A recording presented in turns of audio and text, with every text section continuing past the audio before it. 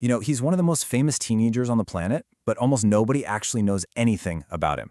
So today, we're going to dive into the really bizarre and conflicting stories that have rushed in to fill that vacuum. It's a perfect case study in how narratives get built and honestly weaponized in this digital age. So let's just jump right in with a question that feels like it was ripped straight out of a political thriller. I mean, this is a pretty wild allegation, and it's really the cornerstone of the first and maybe the most explosive story about him. Okay, so this was the headline that just caught fire online. It was everywhere. Instagram, X, you name it. And it's an absolute bombshell of a claim, right? The idea is that the president's son made a perfectly timed $30 million oil purchase just days before military action sent prices through the roof. The implication is pretty clear: insider trading on a massive scale. But, and this is a big but, when reporters and fact-checkers actually started looking into it, the whole thing just fell apart. It was a complete house of cards. After the story went viral, they started digging, and what they found to back it up was, well, absolutely nothing. Zilch. So how can we be so sure? Well, for starters, the entire story came from just a handful of social media posts. No sources, no links, nothing. There are no official SEC filings, no corporate records, none of the legal paperwork that would have to exist for a deal this huge. Pretty quickly, financial news sites called it what it was: social media gossip, not real reporting. Now here's where it gets really fascinating. That whole oil rumor, it's not a one-off thing. It's actually just one piece of a much bigger pattern of these spectacular and totally unproven financial stories about him that are floating around online. For instance, another story popped up claiming he had a $40 million fortune, all from a crypto firm with some family ties. Now, that firm did sell a ton of tokens, but is there any official paperwork linking him to that kind of personal profit? Nope, not a single filing. And from there, the numbers just keep climbing. Another rumor started spreading that he'd made over $80 million from crypto. And get this, it falsely claimed to be from a Forbes report. Again, a massive claim that spread like wildfire, with not a single shred of actual proof to back it up. Okay, this next one is where the speculation goes into overdrive. One story basically accused him of insider trading, saying he placed a massive Bitcoin short, that's a bet that the price will go down, right before his dad announced a 100% tariff on China. The alleged profit from this perfectly timed move, a staggering $200 million. Now, an anonymous trader later said the trade was theirs, but by that point, the story already had a life of its own. So this all begs a pretty big question, right? If there's zero proof for any of these incredible financial wins, why do these stories keep popping up?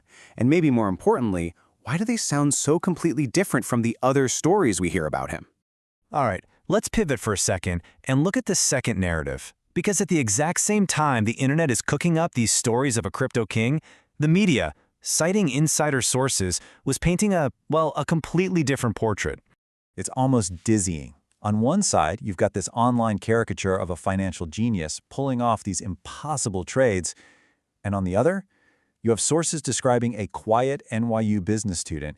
They call him an old soul, say he's well-spoken and super polite with a button-down calling mentality. I mean, it's like we're talking about two totally different people. And just when you thought it couldn't get any stranger, it does. As if crypto tycoon and quiet student weren't enough, a third, completely separate narrative bubbled up during a moment of intense geopolitical crisis. Barron Trump, the political symbol. This quote started making the rounds, supposedly from his father, on a website called draftbarontrump.com.